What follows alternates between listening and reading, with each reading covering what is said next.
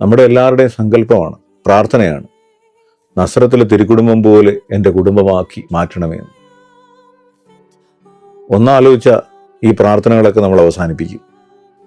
ജനിക്കും മുമ്പേ തന്നെ ഉദരത്തിലെ കുഞ്ഞിനെക്കുറിച്ച് പ്രശ്നങ്ങളുണ്ടാകാവുന്ന ഒരു കുടുംബമാണത്. ജന്മം നൽകാൻ ഇടമില്ലാതൊരു സ്ത്രീ നിറവയറുമായി അലയുന്ന ഒരു കുടുംബം. ജനിച്ച ആ രാത്രിയിൽ തന്നെ ഈജിപ്തിലേക്ക് പലായനം ചെയ്യേണ്ടി വരുന്ന കുടുംബം, ഒളിവിൽ കഴിയേണ്ടി വരുന്ന ഒരു കുടുംബം, മരണഭീതിയിലാണ്. പിന്നെയും പറയാനുള്ള കാര്യങ്ങളിൽ അത്ര രസകരമായ അനുഭവങ്ങളൊന്നുമില്ല. കുറച്ചു നാളൊരാൾ സെലിബ്രിറ്റിയെ പോലൊക്കെ ആയി ക്രിസ്തു. പക്ഷേ ക്രിസ്തുവിനറിയാം ഇതിൻ്റെ അവസാനം എന്താ. മനുഷ്യപുത്രൻ പാപികളുടെ കയ്യിൽ ഏൽപ്പിക്കപ്പെടും. അവർ അവനെ കുരിശിൽ തറച്ചു കൊല്ലും. അത് മറിയത്തിനും അറിയാം. ആ യാത്രയിൽ എവിടെ വെച്ചോ ജോസഫ് പോയി. പിന്നെ അമ്മയും മകനും മാത്രം.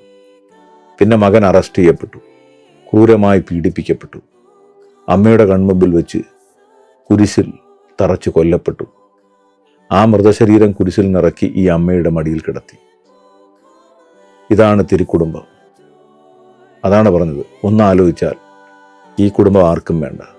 പിന്നെ ഇതിനെ തിരുക്കുടുംബം എന്ന് പറയുന്നത് എന്താ? അത് നമ്മുടെ മനസ്സിലിരിക്കുന്ന സങ്കല്പങ്ങൾ കൊണ്ടല്ല, ജീവിതം അതിജീവനമാണെന്ന് പഠിപ്പിച്ചൊരു കുടുംബം. ഒന്നിനെക്കുറിച്ചും താരതമ്യ പഠനങ്ങളില്ല. എൻ്റെ വീടെന്താണ് ഇങ്ങനെ, മറ്റൊരു വീട്ടിൽ ഒരുപാട് സുഖസൗകര്യങ്ങൾ, എൻ്റെ വീടിങ്ങനെ എന്ത്, ഞാൻ എന്തുകൊണ്ടിങ്ങനെ, എനിക്കെന്ത് ഈ കഷ്ടപ്പാടുകൾ? ഇല്ല, ഇതെൻ്റെ ജീവിതം. ജീവിതം ഓരോരുത്തർക്കും ഓരോന്നാണ്. This is my life. ജീവിതത്തിൽ പ്രശ്നങ്ങളും പ്രതിസന്ധികളും ഉണ്ടാകും.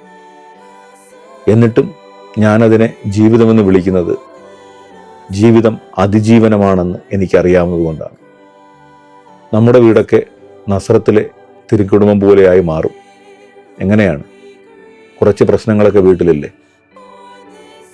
ക്രിസ്തുവിൻ്റെ കൃപയിൽ, ദൈവകൃപയിൽ എല്ലാം അതിജീവിച്ച് മുമ്പോട്ട് പോകാൻ, എന്നിട്ടും മാറാതെ ജീവിതത്തെ നേരിടാൻ, എന്നിട്ടും അർത്ഥം മനസ്സിലാക്കി ജീവിതവുമായിട്ട് മുമ്പോട്ട് പോകാൻ, അതിന് നമ്മുടെ മുമ്പിൽ വെളിച്ചമുള്ളൊരു കുടുംബമുണ്ട്.